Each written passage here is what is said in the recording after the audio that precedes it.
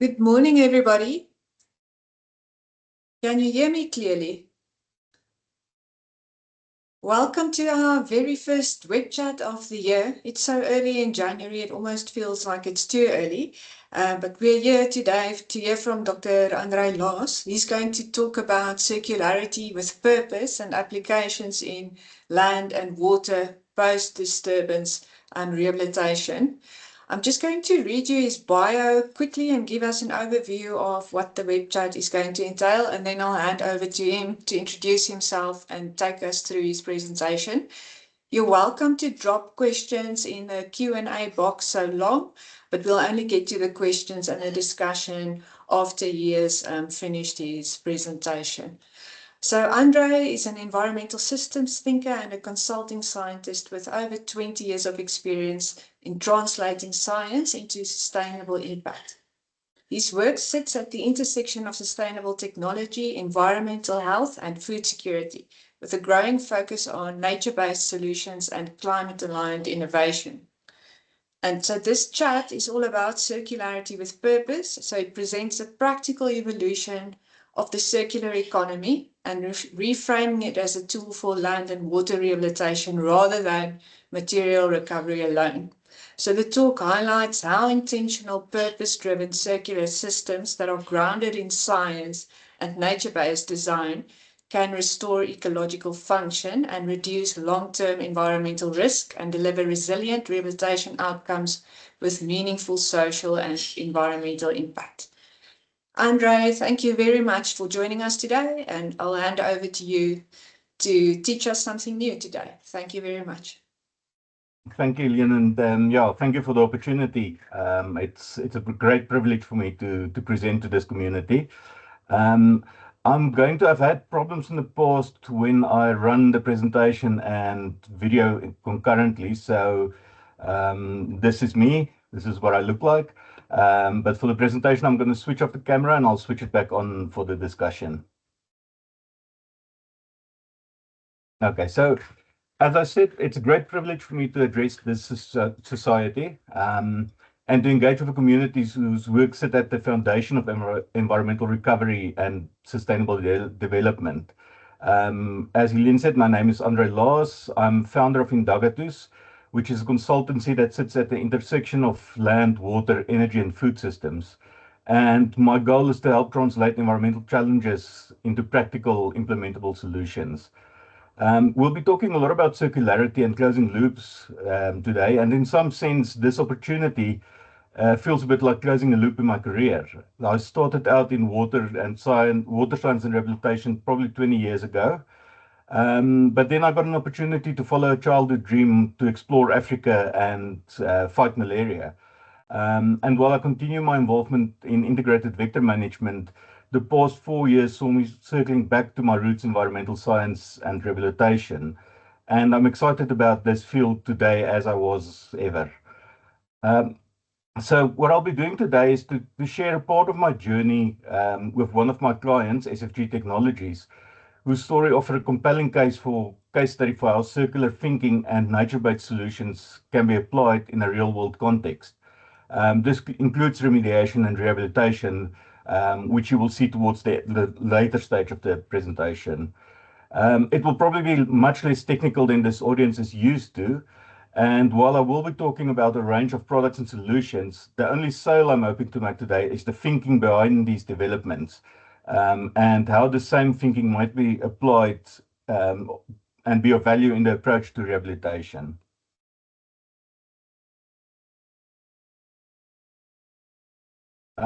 So it's no new news that we're sitting at the water, energy, food nexus, and Southern Africa in particular is under immense growing pressure, with climate change intensifying droughts and floods, land degradation from mining, agriculture, urban expansions, you name it, is fragmenting our catchments, stripping soil and water resources of function. On top of that, rapid population growth is increasing our demand for systems which are already overstretched. And the consequences of this is no longer theoretical. They're measurable and we can see it every day. And it's impacting livelihoods, it's impacting the economic stability and the environment. As we stand today, more than 400 million people in Southern Africa lack access to safe drinking water, with nearly 600 million still not having access to reliable energy. And more than 250 million people in this region are food insecure every day. And what's often missed in these statistics is the common root cause. So at the heart of these challenges lies degraded land and compromised ecosystems. So when soils no longer function and when catchments fail, the water bodies are polluted, or when your water bodies are polluted and eutrophic, water security collapses, energy becomes vulnerable, and food production suffers. So this is not. So this is why environmental rehabilitation can not be considered as a downstream environmental add-on. It's a foundational intervention in this water, energy, food nexus that we're facing in Southern Africa. And as rehabilitation professionals, ecologists, soil scientists, and environmental managers, the work you do are sitting at the heart of the value chain because you are restoring the systems that everything else depends on. And this is why the need for holistic, integrated, purpose-driven rehabilitation approaches have never been more urgent. It's not just about closing closing environmental liabilities, but to actively enable water security, resilience, and food production for long-term socioeconomic stability. So often when people think about the circular economy, the focus falls on recycling and reusing, while we should really be talking about systems that starts with the end in mind. So the circular approach asks us to design waste and wastage out from the beginning, not only in products, but also in land use decisions, mine planning, infrastructure layout, and rehabilitation strategies. So this keeps the materials, the soil, the water, nutrients in use for as long as possible. And through reuse, repair, repurposing, recovery, rehabilitation, rather than disposal. And this forces us to rethink how systems are designed in the first place. So rehabilitation is embedded, not retrofitted. And the end goal is not just compliance or closure. It's producing functional land, restoring ecosystems, and having productive post-disturbance landscapes which have benefit for people and planet. Within the rehabilitation context, the goal of circular economy becomes very practical. We reduce the dependence on virgin resources by reusing soils, substrates, water, and infrastructure on site to prolong the functional life of the land asset beyond closure. We promote production systems that are environmentally stable, economically viable, and socially beneficial over the long term. So, in other words, the circular economy gives us a framework to move from damage control to stewardship. So when we talk about circularity with purpose and closing the loop, circularity tells us how to cycle resources, but it's purpose that tells us why those cycles matter. And in land rehabilitation or rehabilitation in general, this distinction is critical. It's not just enough to move materials, water, and nutrients in the loop.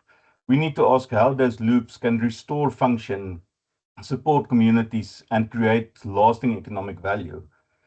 Purpose-driven circularity means designing systems not only for short-term efficiency and for closure, but for long-term land capability, catchment health, ecosystem resilience, and to create value for people and planet. It requires intention at every stage, from planning and disturbance right through to rehabilitation and post-closure land use. Every cycle, whether it's of soil, water, biomass, or infrastructure, must actively serve a mission. So the goal is not simply to do less harm. The goal is to repair past damage, restore function, and leave the land better than we found it. The main principles of circularity with purpose is really highly relevant to rehabilitation. At a practical level, they require us to design systems and interventions which are modular, durable, and regenerative, so that we can implement incrementally and adapt over time, rather than have one big implementation that fails or become stranded assets. They demand that materials, infrastructure, substrates, and rehabilitation inputs are either safely biodegradable within natural systems or are fully recoverable and recyclable at the end of use. So nothing that doesn't belong in the environment should be left behind. Crucially, this approach embraces nature-based solutions, not as add-ons, but as core rehabilitation infrastructure, working on ecological processes rather than against them. It also challenges us to move beyond simply managing waste. In a rehabilitation context, waste streams, disturbed materials, and degraded land should rather be viewed as inputs for purposeful transformation and not liabilities that needs to be disposed of. When applied at scale, this mindset creates real opportunities over the problems. Activities such as material recovery, soil rehabilitation, water treatment, revegetation, and system maintenance can also support the local enterprise of green jobs across a wide range of skill levels. And this is particularly relevant in post-project and rural contexts. So in this way, circularity with purpose links environmental restoration directly to social economical benefits. Before we move into the case study or the thinking I want to share, I briefly wanted to address plastic because it plays a critical role in the examples that follows. In a rehabilitation environmental framework, plastic is often one of the major headaches. But when used sensibly and deliberately, it's actually a highly valuable material, as everybody knows. Plastic can significantly extend product life, particularly in harsh outdoor and aquatic environments. It can reduce manufacturing and replacement costs, which are also critical for long-term projects. And most of all, plastic enables innovative designs that would be difficult or impossible to achieve with traditional materials alone. However, these benefits are only realized when plastic are used in closed-loop systems, where the material are recovered, reused, and kept out of the environment at end of life. So in this context, plastic shifts from being a waste problem to a managed resource, and one that supports durability, modularity, and circular rehabilitation infrastructure. And this perspective is central to the case that I'm about to share. So the real issue is it doesn't lie with plastic, but with how it's designed, used, and disposed of. So to put it into context, only 9% of plastic globally is recycled. The 91% remaining ends up in landfills, gets incinerated or leaks into the environment, which we all see every day. Um, this matters because plastic is highly carbon dense. So when it's burnt, the carbon is released as carbon dioxide along with a range of other harmful emissions.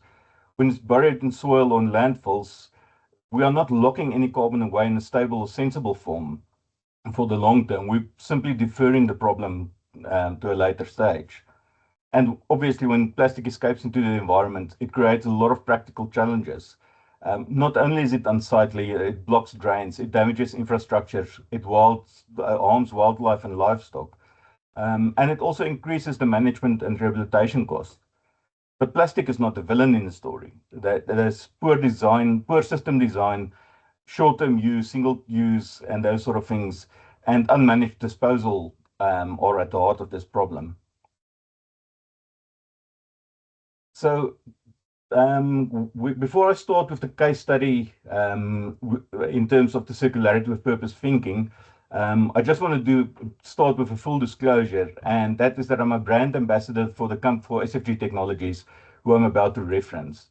And I've been involved with their journey from a very early stage, and that gave me a front row seat to the thinking, design, decisions, and trade-offs between the developments you're about to see.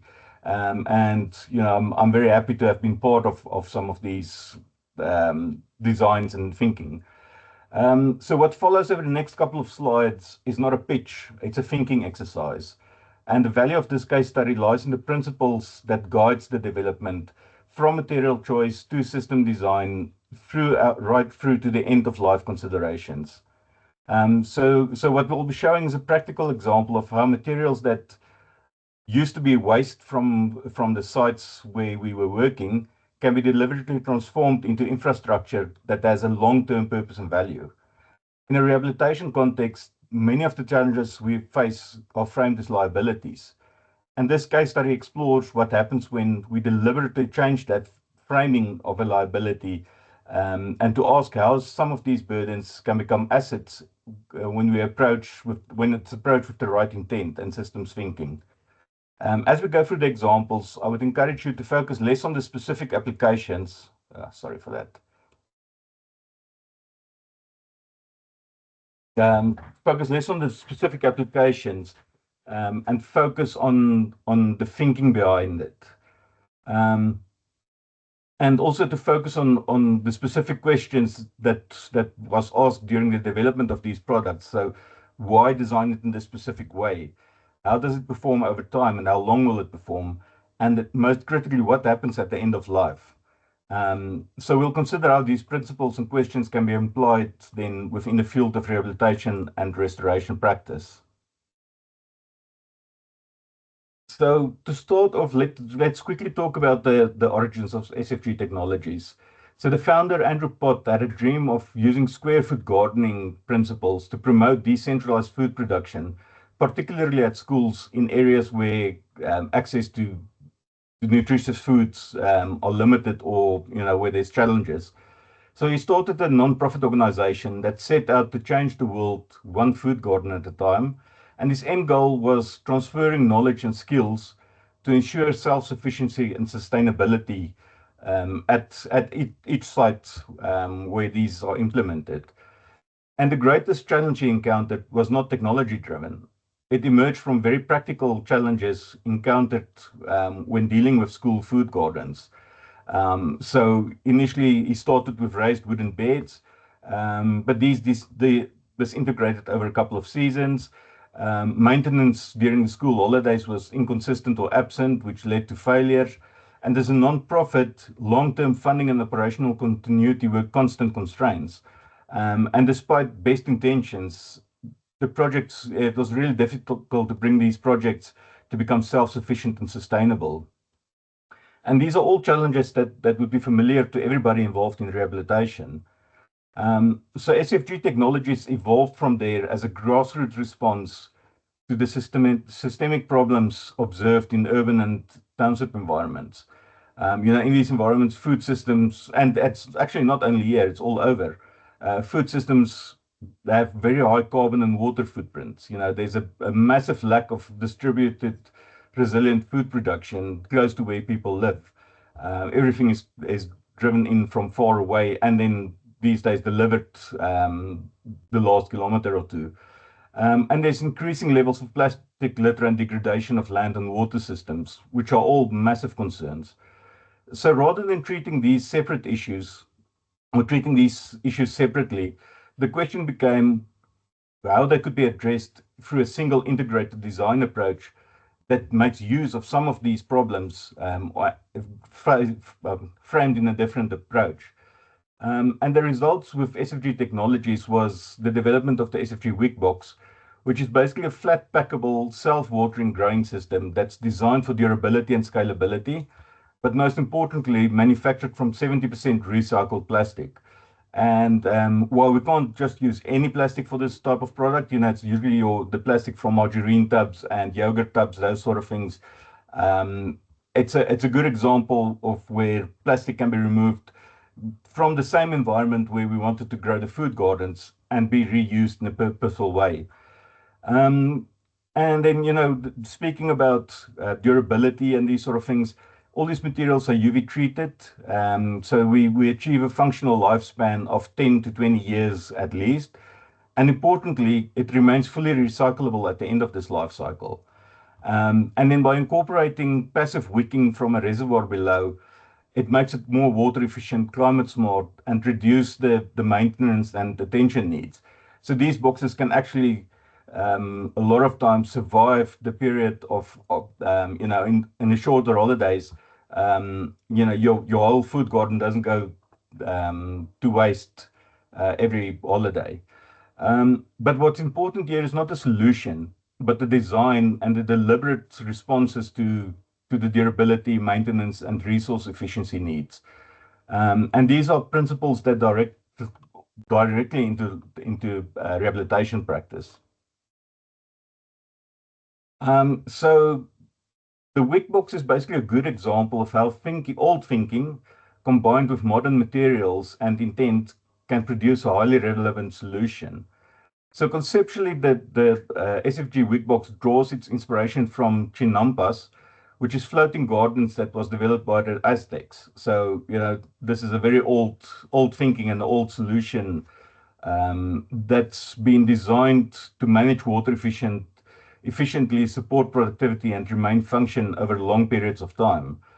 And in all practical terms, the wig box is a self-irrigating island because your grow medium sits on top of a reservoir with water, with cups going down into the water for the wicking of capillary action to irrigate the box from beneath. So it delivers moisture directly to the root zone where the plants need it most. And it's got a number of important outcomes. So the plants have consistent access to water at the root level, which results in better growth. The wicking systems are scientifically proven to be highly water efficient, so there's much less reduced losses to evaporation and runoff. And because the surface of the box close to the plant remain relatively dry, many of the pest and weed pressures that we often encounter is naturally reduced. And at this point in time, more than 100,000 wheat boxes are out there growing vegetables for families and communities across Africa. And this in itself presents 700 tons of plastic recycled and repurposed for long-term use. Um, and the next step, with purpose is the beneficiaries are encountered to produce their own compost from locally sourced organic waste. The idea is not for them to buy in compost because most of the beneficiaries don't have access to funding for that sort of thing. And what we've seen is entrepreneurs jumping onto the opportunity by producing compost from organic waste around them, which they then sell at a really good price. So this enables a whole new cycle and a whole new environment. If we look at the examples I've got on screen, this is also to show that when you want to introduce a solution, it's great if it can be used by anybody, irrespective of age or ability. And in the example on your screen, we've got on the far hand side, you can see Galefo sitting behind these wig boxes. And if you look at the soil around him, he was trying to grow food crops in that environment. He's passionate about growing his own food. And with the help of SFG, he's now got a number of boxes to the extent where he's selling at a very small scale, but he's selling to friends and family around him whilst he's practicing this. And the compost in the boxes that he's using is made from recycled organic material. In the middle, we see Spoo. He's a differently abled person. And, for him, working on the ground, in the ground, was quite difficult. But with the raised bed function of the wig box and the reduced reliance on maintenance, he's basically been able to take a bunch of these boxes, and he's actively selling Swiss chard to supermarkets. And we've also got Tembi as an example from somebody that was fed up with the corporate environment, and she started the farm based on this technology. And what we have here is recycled organic materials, recycled plastic, and opportunities that's being created for the community around there. So what often happens is when you have a successful product, the scaling becomes uncontrolled scaling and expansion. But in the case of SFG, the success led to intentional scaling, guided by the principles of circularity of purpose. So as new needs emerged in the field, the solutions and the range expanded progressively, but always in response to real social and ecological constraints, and not necessarily market novelty. One of the examples on screen is the wheat tray. And this is basically in response to seeing that there's a number of people that realize that the soil is not always, it's not always easy to get soil into a condition where you can grow food in it. So we saw a lot of people growing food directly in bags of compost. What the wheat tray does is it provides a contained container for the soil with water at the bottom, again with the wicking technology and reducing the daily needs for maintenance. Um, the other product on screen is the EcoGrow, and this is basically a very simple, durable, modular raised bed that doesn't rot or degrade. And it addressed one of the most persistent failures that we observed in long-term growing projects, particularly with raised beds. And across all of these designs, a consistent principle applies. We actively promote composting and organic waste recovery to reduce the reliance on external inputs and to close nutrient loops at a local scale. And what matters here is not the products, but the pattern. So every innovation is in response to a need and the ecological function. But most importantly, it's designed to remain useful in the long term rather than becoming a future waste burden. And as I mentioned earlier, all of the plastic that's used in these systems can be recycled at the end of life. So it's something that we don't want to see end up on waste heaps. We want these products to come back so that we can use them in another cycle. So this is coming a step closer to making sense for this community, perhaps. So with the development of the grow raft, the thinking moved decisively from land into water and a rehabilitation context. And as everybody knows, many, if not most of our dams, ponds across South Africa are severely eutrophied. And it's often as a result of agricultural runoff, failing wastewater infrastructure, and catchment degradation. And these excess nutrients are typically treated as a problem that needs to be removed or diluted. And usually this comes with great effort and cost. So in Circularity with Purpose, we ask, how can these nutrients rather be beneficiated instead of being wasted and causing problems that's expensive to treat? So the Grow Raft was developed to be a modular, adaptable floating system that enables us to grow crops directly on nutrient-rich waters, and effectively turning eutrophication into a productive input for growing crops on open water bodies. And the design was made to be able to float on any open water body where the conditions allows plant growth. Importantly, the design maintain the same core principles that we've seen throughout this case study. It's modular, so it can be incrementally implemented. It's highly durable. It's meant to last for many, many years. And it's adaptable to different environments and scales.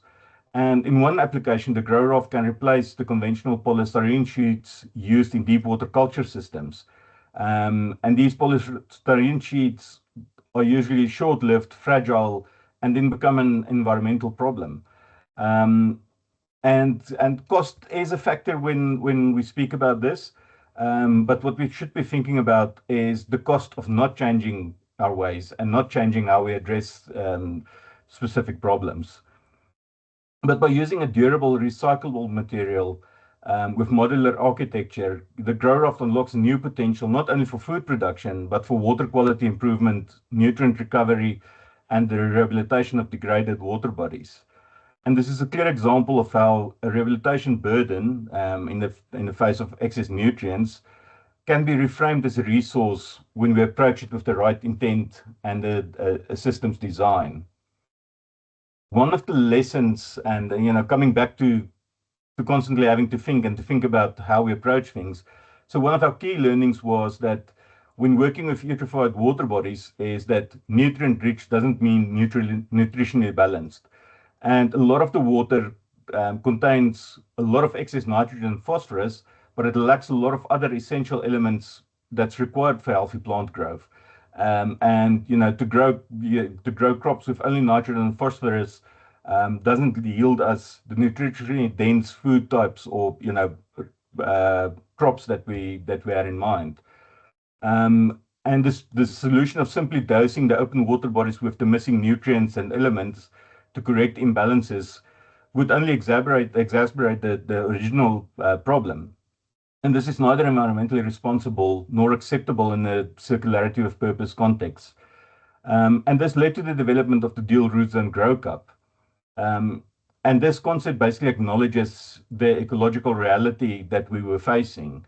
A water system cannot support functions of the soil food web, and many of the beneficial biological processes simply cannot occur in one medium alone. So by incorporating a small volume of compost or growing medium or soil into the upper cup, plants can establish in a biological active environment, while the lower root zones access nutrients and moisture from the water below. And this dual root zone configuration allows plants to self-regulate the nutrient uptake by drawing up what they need from both zones without the need to artificially manipulate nutrients in the water body. And it's also easier to add specific elements to to the confined volume of the grow cup than it would ever be to do in a bigger water body. And the added benefit is simplicity because we can start seeds directly in the grow medium in the cups, whether it be soil or compost. And that eliminates the need for separate nurseries and for transplanting and all of those sort of projects, steps. So it's particularly valuable for low maintenance and in remote areas. So again, reducing the carbon footprint of, it's much easier to ship seeds than to ship whole plants in grow medium. So again, what's important here is not the component itself, but the principle it represents. It's a design system thinking that works with ecological processes rather than forcing them, and it avoid interventions that create new environmental problems while trying to solve existing ones. So one of the things that was a next step for us when talking about degraded water bodies, it's important to recognize that nutrients are rarely the only problem in our water bodies. In many systems, we're dealing with excess metals, sulfides, acidity, organic loadings, microbial imbalances, um, and that this is particularly true in impacted landscapes. And this is where nature-based solutions such as vetiver become highly relevant. So, as most of you would know, vetiver is well documented for its ability to accumulate nutrients, but also to tolerate and, in some cases, sequester a range of substances of concern from the environment. So, a floating wetland treatment system provides a way to deploy these biological systems directly onto the contaminated and difficult to access water bodies without disturbing the sediments and shorelines. So the grow raft-based floating treatment wetland, we're currently assessing at multiple sites, with the monitoring focused on plant establishment, biomass development, the root curtain formation, and the associated water changes over time. And we're actively exploring opportunities to extend this work, particularly into mining pit lakes and contaminated dams, which are relevant, where relevant impacts present a long-term rehabilitation challenge. A critical and often underestimated aspects of the floating wetlands is the reliability of the floating structure itself. And again, this is where the thinking came in when we approached the idea of floating wetlands or floating crop production systems. Um, so what we've seen from examples from around the world is many of the interventions or the self-built platforms tend to sink over time, and the structural components, or the platforms and the components sinks, which it introduces additional problems and, mobilizing plastics, damaging the root systems, and basically just complicating maintenance, creating new contamination risks. So the goal was to develop something that's durable, stable, and it's therefore not a convenience, but a risk management requirement, particularly in rehabilitation settings. So beyond buoyancy, these structures also have ecological value. So, combined with the root system, the underside of floating wetlands and roots provided an extensive surface area for microbial films, which play a central role in nutrient cycling and contaminant transformation. Um, but these also create microhabitats that supports invertebrates, fish, and other aquatic organisms below the surface and a range of animals above the surface.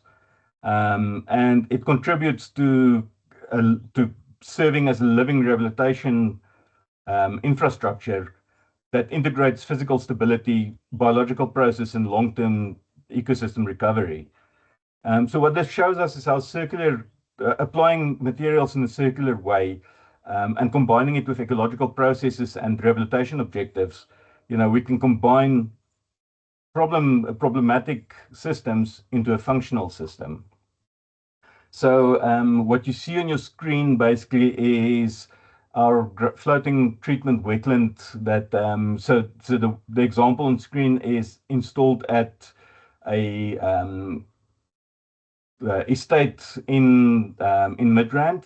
And you'll see in particular, the focus was on serving as a biological filtering system right at the inlet of where water is coming in from the Yexco River. And you can see, if you have a look at the root systems, and I'll show more on this in a later slide. But this is the result of these two are the result of basically just more than a month of growing. And you can see how it's acting as a filter, catching sediments and also catching a lot of waste materials that was introduced, or that came in with the water from the river. Just as a comparison, on the left-hand side of your screen, this is on the day of installation. On the right-hand screen, this is the growth of just more than a month, or about 40 days of growth in the system. And it's been, it even surprised us at the rate, and it shows you, just the volume of nutrients that was entering. And like I said, we're not working with isolated systems. We're trying to incorporate various other systems or interventions. In the case of this dam, there's dosing with beneficial microbiological or microbes. And there's also the use of micro and ultrafine bubbles, which is introduced to aid the recovery process. And this is, of course, when we speak of ecological function and new habitats, this was pictured, or this happened basically within 10 days of installing the first raft. We saw a couple of these mooring starting to make use of the new platform for breeding. And by the time we sampled 30 days later, we already had the first clutch of babies running around. So yeah, this is just one way to show that, there's a better way, we can use the plastic in a better way. The system you see here is also an experiment, and these are all self-funded. And the water you see here is also extracted from a highly impacted stream. And this is on a farm where the water is used for an intensive breeding facility. And one of the big problems the farmer had is he's pumping water from this reservoir to his water purification system. And one of his biggest issues is algae blocking the systems and filters and those sort of things.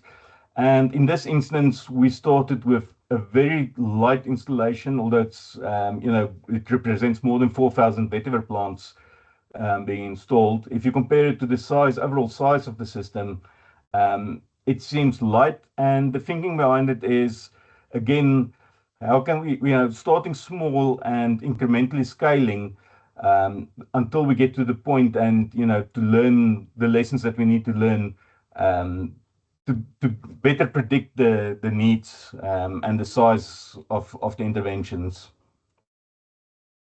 So just continuing on the range of thinking. So now we have a modular, durable floating platform.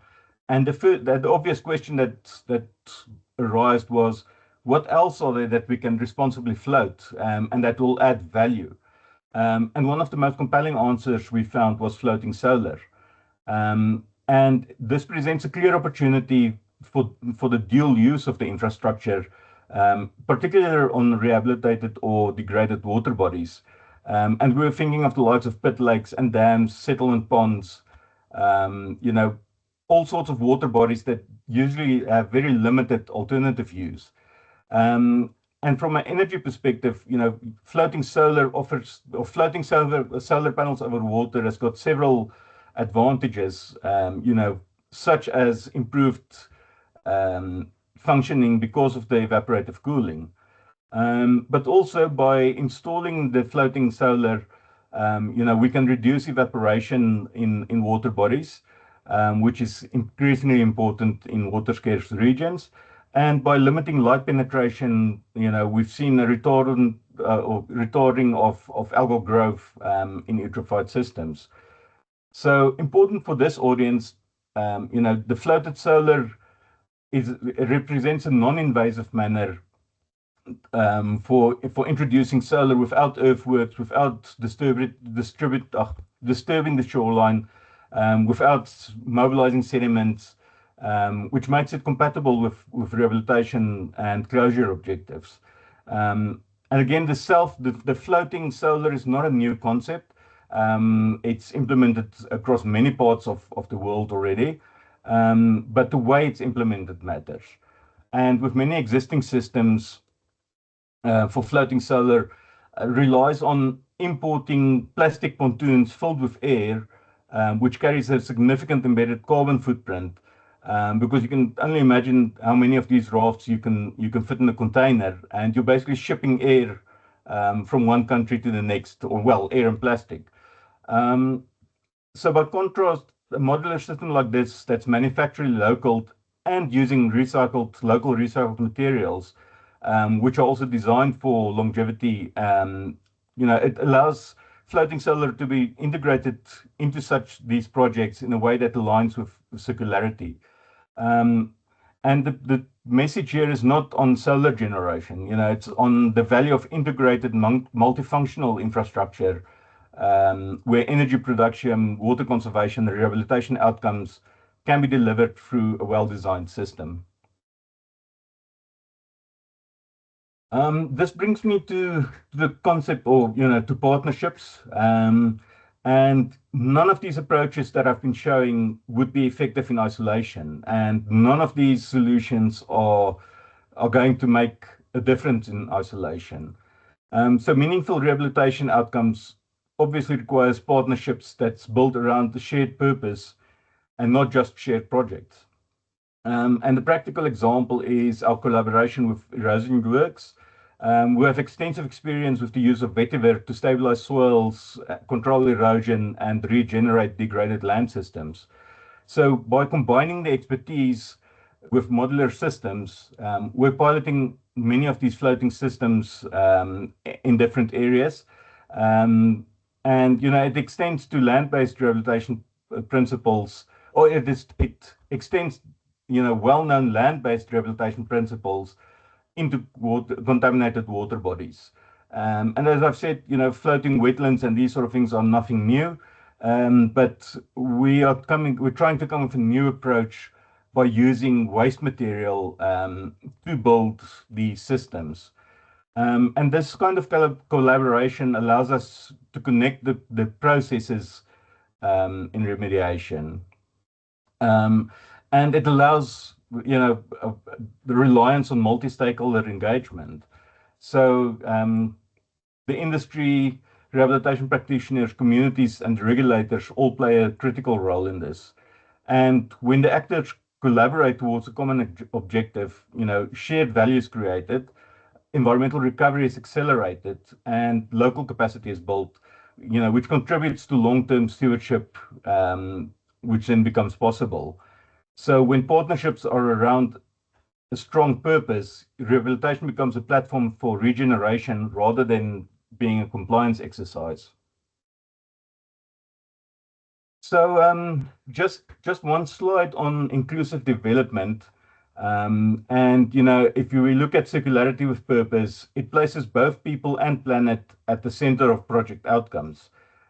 Successful projects are not only defined by technical criteria, but whether the ecological recovery and social benefit are sustained over time.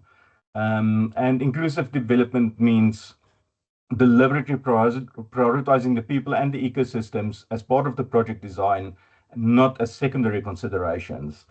And a critical thing today is the creation of green jobs and skills development, which plays a critical role. And rehabilitation can create opportunities for long-term site stewardship, monitoring, maintenance, adaptive management, and it extends well beyond the construction or closure phases.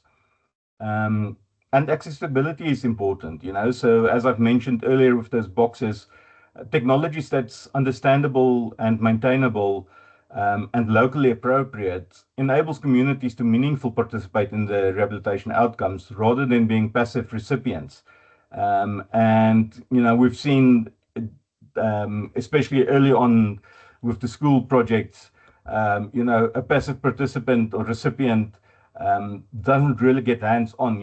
It's difficult to maintain that hands-on implementation. But if you give them a technology or something that empowers them, it absolutely contributes to the longevity of the project and the success and of the outcomes. And also by making or locally manufacturing with local waste materials, strengthens these models and it maximizes the economic value, reducing dependency on distant supply chains and supporting regional resilience. So the ultimate solution must be designed to endure beyond the project handover. And this is obviously not news for the society, but the idea is let's see how we can build resilience technically, socially, and ecologically by ensuring that the rehabilitation outcomes are maintained for long periods through purposeful developments. So basically, a final reflection on this whole way of thinking is that nature remains the most complete model of circularity that we have. In natural ecosystems, nothing is wasted. Everything has function, every output becomes the input somewhere else in the system. And rehabilitation at best is about learning from that logic and applying it deliberately. And I'm preaching to the converted, I know. But by not only copying nature superficially, and by designing systems that respect ecological limits and long-term function, circularity with purpose becomes a slogan and not a trend. It provides us with a practical roadmap for restoring water, land, ecosystems in a way that supports people, resilience, and future opportunity. And if we apply this thinking with intent, in partnerships, we move beyond minimizing harm and we begin to create landscapes that are functional, regenerative, and enduring. And that is the future that I believe we should be working towards. So with that, I'll conclude my presentation, and I want to thank you for your time and attention. I genuinely value the expertise and experience that's in the room, and I welcome your questions, critiques, and insights because we're at the learning stage. A lot of the products and a lot of the things that you've seen and implementations are at the really first stages. The floating wetlands or the grow raft only realized end of last year. So yeah, we're looking to working together and for opportunities to build more resilient, functional, and purposes future for our land and water system, all with purpose. Thank you very much. Thank you, Andre. I think we can all agree that that was a very inspirational talk and a good way to start off the year. I'm sure we're going to have lots of questions, so please drop your questions in the Teams chat, or if you're able to unmute yourself, you're welcome to ask Andre a question. In the meantime, Teresa is going to put up a slide with a summary of our upcoming events. So you'll see there we've got a technical tour to the Voorspoed gold mine coming up, I think the 26th of February. It's a joint collaboration with Nicola, so we're going to look at the remediation aspect of gold mine rehabilitation. And then in March, we've got an exciting technical tour to the Western Cape where we're going to look at Strandveld rehabilitation, fynbos rehabilitation, regenerative agriculture, etc. I think that's going to be a fun tour. So check it out on our website. Thank you. And then let's please have some questions for Andre. Andre, to get started, there is one in the Q&A box by Chrisette Beerlin. Yes. Yes. Okay, Okay. so over to you. Okay. So perhaps just for the people that can't see the chat. So Chrisette has a question about closed systems of using organic waste and compost. And the first question is, how do we ensure self-made compost meets quality and nutritional requirements? And the second one is, how do we apply the compost to our floating systems? So Chrisette, to answer the first question, that's one thing that's quite difficult. So the best thing we can do is to teach good composting methodology. At this stage, we don't have the capacity to really meet quality criteria on the compost. But if you look at the growth and the results that people are experiencing, it seems to be really working better than a lot of small gardens that we've seen in these areas. One ideal of mine would be to look at the nutritional density of the foods and the crops produced. But unfortunately, being a lot of this work is self-funded. And that's an opportunity for collaboration, because it's important to know that we're contributing, to the long term.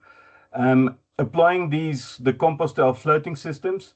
So that's where the dual root zone grow cup comes in. So it's basically a cup that's designed to keep a relatively coarse substrate in place, or you can start the bottom with a coarser substrate and finer substrate on top. And these then slot into the grow raft. So it's a cup that drops into the grow raft for the floating systems, and the roots then are allowed to grow through slits at the bottom of these cups.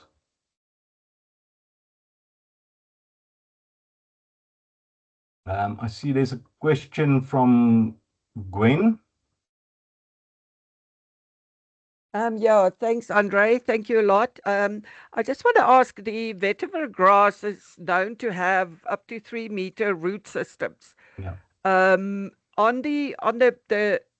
Do you envision actually harvesting the material?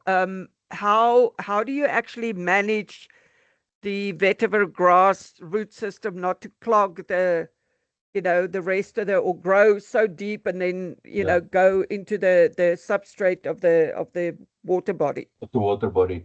Thank you for that question. It's actually a really good question, and it's something that I should have mentioned is, one of the reasons we're looking at vetiver is, it's obviously got all those good elements of a hyperaccumulator that also accumulates a lot of waste products. One benefit is it tends to not translocate too much of the bad stuff to the shoots and the above ground areas part. So the one idea is, and one of the things that we're investigating at the moment is, how can we harvest the biomass that's created by these by the vetiver? Because if we just leave it and it ends up back in the water, we're not solving anything. We just, it's the same as burying plastic. We're not going to get anywhere. So we're definitely looking at that. And also with the root systems, we've installed a couple of these projects in areas with a gradient of water depth. specifically to see what will happen if it goes, or if the roots reach the sediment, what will happen, and also to see, I know with vetiver, the root growth in water tends to be not as go down as far as it will do in soil. But these are all things that we need to learn, and that's why we've got a number of pilots running at the moment to try and get answers on those questions.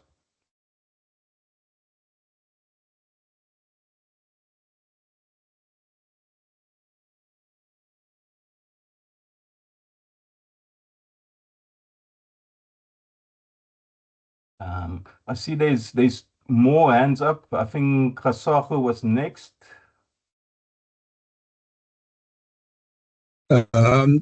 Thanks, Andre. A very good presentation. We try out floating wetland at DPS at the close sites. Okay. And maybe it's not a question, but just sharing and some thoughts. Yes. And some of those challenges. Yes. How do you or envisage to deal with the issue of a stratification, because those shallow water bodies, they, especially during those windy periods, they can become heavy, and then they will end up flipping all your raft. That's what we have experienced. We tried the anchor and all that, but then now we didn't win. But then now, and in some areas, access is not always that easy. Yes. But yeah, it's just that one question. And sorry, thought. And the second one is those breeding beds, sometimes they become more territorial, and then we saw it during winter when the food sources are limited. They started feeding on the plants itself. So yeah, just my two comment around that, but a very good presentation. Thanks. Okay, no, thank you for that. So one of the things that's built inherently into the design is we are testing them in some areas. You saw that at that one site, it's right at the inflow, and the flow rate varies quite significantly. And with the heavy rains we've seen between December and now, we've got clear evidence that the water ran over those floats. So it was quite impacted, and we didn't lose any of the plants. The floats are still stable, but we are anticipating, and that's again, we need to install it in a variety of environments to ensure that our designs are sound. But what you see in that floating raft is, because of the modular system and the interlocking nature, it is actually quite difficult to upturn those rafts. And in not all cases we'll be able to, like at the inlet of that dam, or with that dam with well-defined sides. So we've also developed a central anchored floating system where we put down an anchor and we install the floats in an area where it's specifically to get into deeper water, to get away from the margins. So we're testing a lot of different things. And to come back to your experience with the plants, that was our very first lesson, was that if you don't secure the plants in some way, or if, Egyptian geese is capable of removing an entire line of plants within a month. So those are all things, lessons we're learning.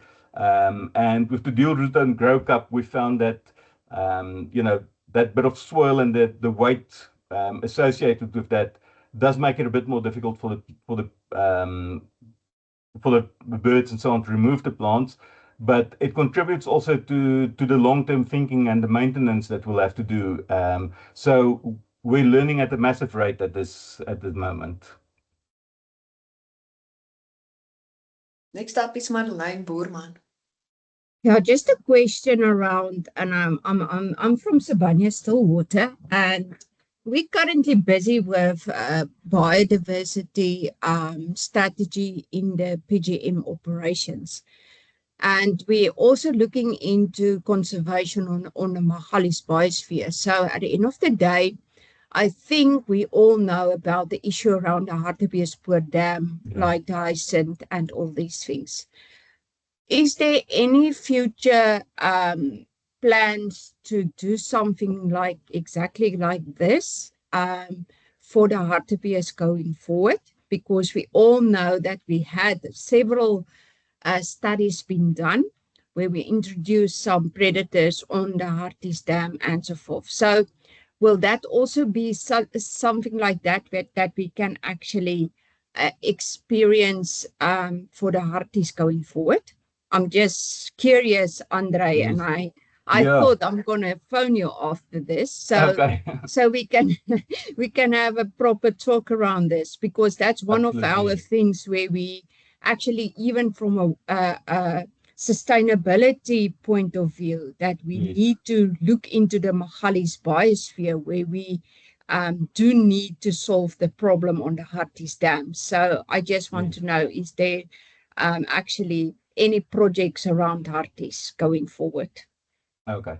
At the moment, we don't have a project on Harties, but we are working with the Bronkhorstspruit Catchment Management Forum, and I think Paddy is on the call actually, and that's where we started with that farm dam at a smaller scale to see, you know, at this at the lowest end what happens, and you know we can scale that over time. We would absolutely love to become part of the solution for Artis. But yeah, I think everybody would agree that um, a single solution is not the answer. It will never be the Mm, answer. mm, But you know, taking the properties of vetiver, and there's also other plants we haven't started exploring extensively, because we decided to focus on vetiver systems initially, because there's a lot of evidence and a lot of literature that mm. guides what we do. But Okay, absolutely, we want, you know, our dream is to expand this and to make a real difference. okay. Thank you so much. And the thing is, I think if from a sustainable point of view, we currently focus on the Magalies biosphere. And the Yeah, thing is, one of our biggest issues is the hyacinth in the dam. So, yeah, what is the way forward? How can we actually just talk to DWS going forward? How we can have an integrated solution? And I think that's yeah. a good project going forward. Yeah, and if we can replace, you know, because the hyacinths, the properties of the hyacinth, you know, it's actually very good for removing nutrients and all those sort of things. But it's, you know, it's invasive nature and, you know, uncontrollable nature makes it a problem. And hopefully, you know, with something like vetiver, or there might be local species that might be even better suited for this purpose.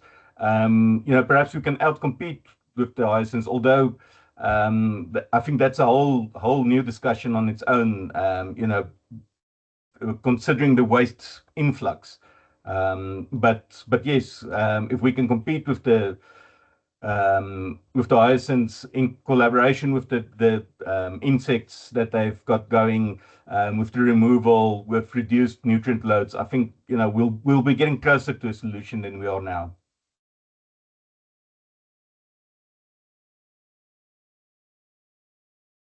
There's a few questions in the Q&A tab, Andre. Okay, let me just quickly see.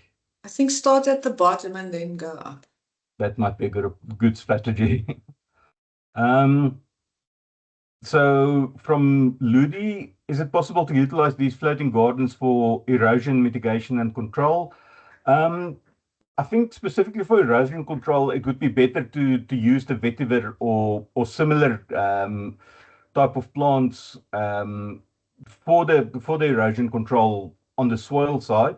One of the purposes of the vetiver system we installed at the inlet of that dam is to capture and or to you know, to sort of stop the influx of sediments and those sort of things, so that it's in one central place where it can be removed easily. So I don't know if that answers that question, but yeah, we're trying to prevent a lot of the sediment that's flowing into that one dam. and it's early stages, so we'll have to see what happens from there. And then perhaps a space for co-funding on testing crop nutrients with Africa Lab. Please reach out to me. Okay, thanks a lot for that. I'll definitely do that, because like I said, partnerships is important. We're heavily focused on the developments and on making the things work. You would have seen in the presentation the Grow Cup have already changed because we realized that the original format didn't work as well as the new one that we have. So we're constantly developing, and obviously we need all the help and collaborations that we can find.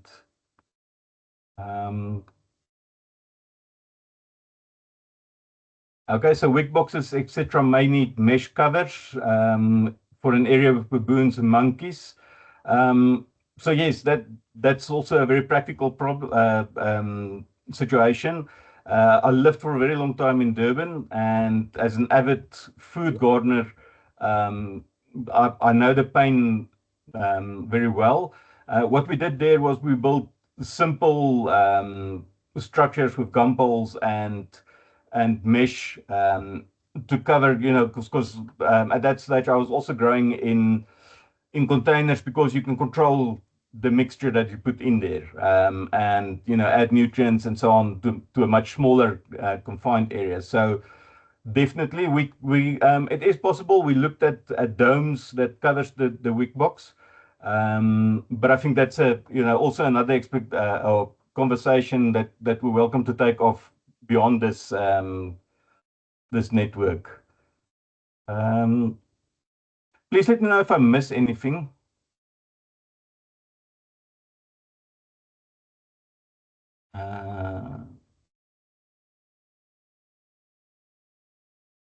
Okay, I think that covers the ones in the comments that I saw. Grisette mentions that hyacinth is a great cattle fodder.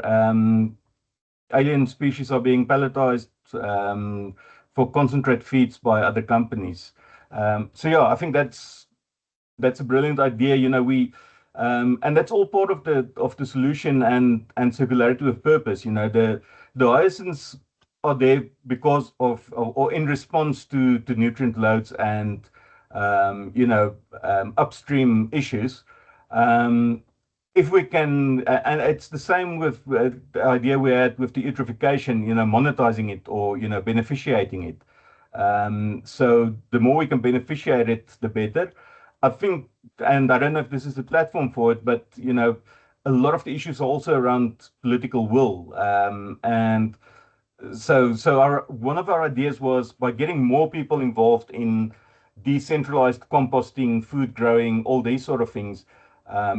We sort of bring the project, or we distribute the solution, if that makes any sense. I see a message from Paddy to engage with Stillwater on adding an integrated solution for artists. So yeah, I'll definitely, that's something that we'll definitely take up and explore. Hyacinths may contain heavy metals is the fodder first tested, and that's a very important consideration, and that's something that we also still need to actively research, especially if we start using vetiver or any other plant biomass system to remove nutrients and other pollutants from water bodies. It will be critical to make sure we're not just moving the problem from the water somewhere else into food systems, into land systems and those sort of things. And I think that's where the whole thinking behind it, and taking a global view on everything you do is really important, because if we are just going to move problems again from the water to the land or to food systems, we're not achieving what we're setting out to do. There's a question by Lynn Whittington. She's raised her hand. Thank you. Sorry, my question just seemed to be coming through to you.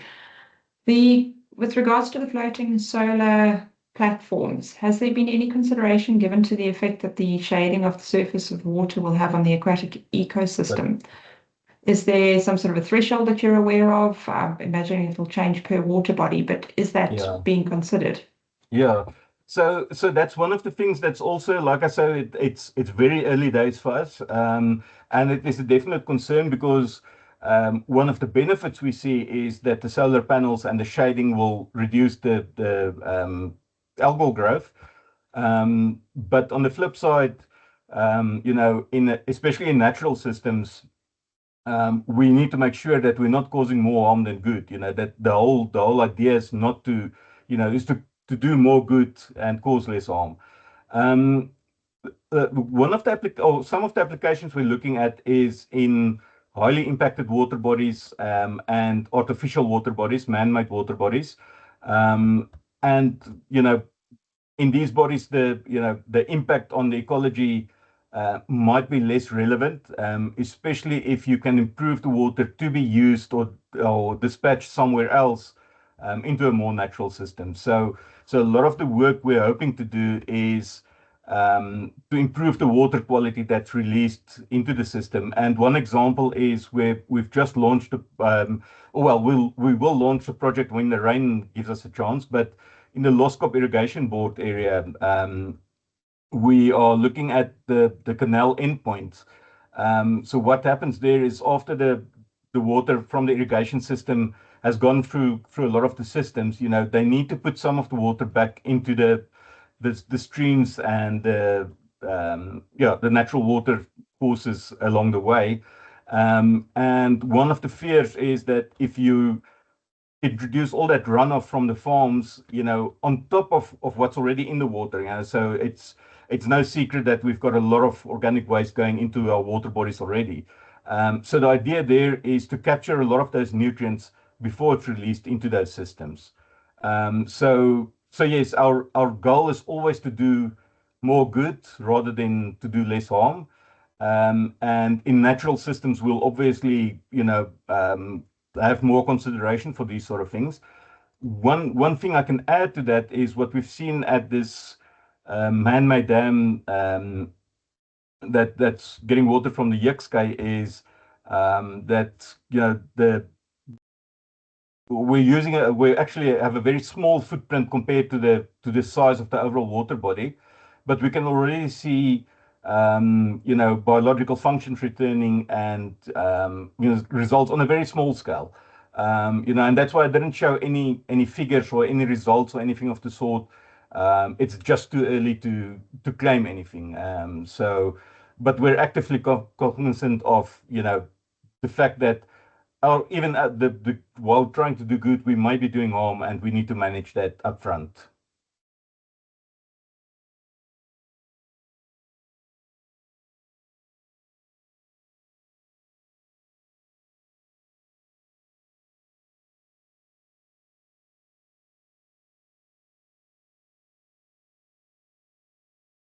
Valerie? Hi, sorry. I'm a bit off topic here. I just wanted to know, do you have any ideas what can be done with all the old tires and stuff on sites? So that's something that's a very relevant question, because one of the things we encountered a lot in projects is they use old tires for food growing and that sort of thing. I haven't read too much research on it, but I know there's obviously leaching and concerns. So that we shy away from that application. But there is companies that basically grinds up the tires and incorporates it in a specific resin that they use for play parks, and I know they create certain parapets to keep water off building walls and those sort of things. So there is solutions for that. I'm just not sure of I haven't seen any good nature-based solutions for tires. I know they use them in some places to help curb erosion and that sort of thing. But my concern would always be, what's being leached into the environment from that. So I don't have a clear answer, but I do know of one company that recycles tires very efficiently that I can connect you to if you would like to speak to them. Yeah, great, thank you. Well, specifically, there's a big problem with all the tires, but mainly up in Africa. I mean, here in South Yes. Africa, it's quite easy to, well, not Yeah. easy, easier to manage. Yes, yes. But now if you're up in Africa, there's not those companies that can recycle That them, can, you know. yeah. So we're looking for a solution, a nature-based solution, Okay. to repurpose them It- or use them for something good. Yeah, it's definitely something I'll keep in the back of my mind. It's you know, it is one of those things that we do need to find a solution for. And coming back to the plastic that we're using, the plastic is not a nature-based solution. It's just a way of reformatting and reusing that plastic and putting it into a format that will last a very long time, you know. So if we take the plastic that's been around and we just create another single-use plastic product, we're actually just wasting energy and resources, to get it to that point.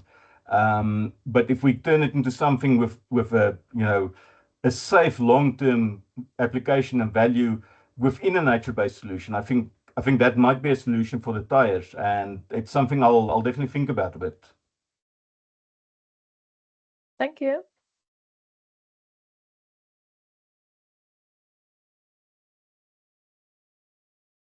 Did anyone else have a question that we've missed?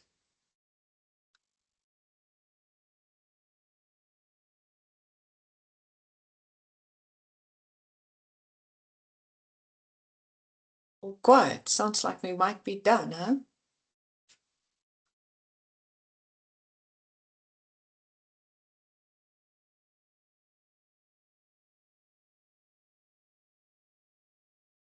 Yeah, so perhaps then just a last note from myself is, my I think my details have been shared and is available. If you have any ideas, any critique, anything of the sort, we're in a very steep learning curve. I must say, hats off to SFG Technologies for the type of investments they've been doing. I almost want to say blindly, but that could be an insult because it's well thought through. But one of the things they've been doing is not waiting for grants and for we tried that as well. We sent many proposals, many sort of things, and the approach was just that, well, just do it and let's get going and make it work. And yeah, so yeah, we're in very early days, especially on the floating vetiver or floating wetlands, and testing a lot of different things. So if you've got any comments, any critique, we want to learn and we want to make it better. So we're very open for any inputs. Great. Thank you, André, and thanks everybody for attending. Teresa will share the recording and the presentation with you all later during this week. Thank you very much. Have a lovely day. I'm going to end the event now. Bye. Thank you. Bye-bye. Thank you. Bye.